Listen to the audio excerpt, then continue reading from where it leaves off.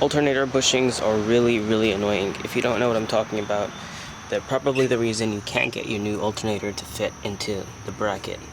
So right there in the bracket, right there, that bushing in the bracket, right in the center of the screen, that is usually pushed to the right a whole bunch once you take the alternator out.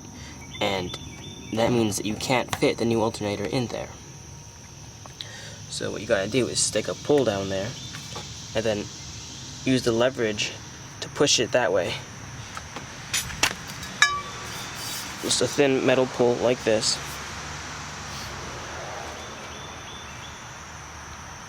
And put it carefully down there.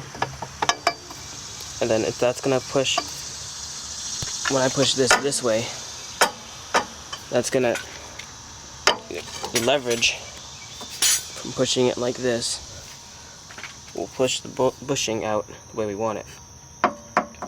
So mine's already pushed out. You can see it'll just push it out like that, and it's not going to be able to come out just by hand. You need to get a hammer and hammer it that way. That way you can just force the bushing to move out. You don't have to do that trick with the bolt and the washer.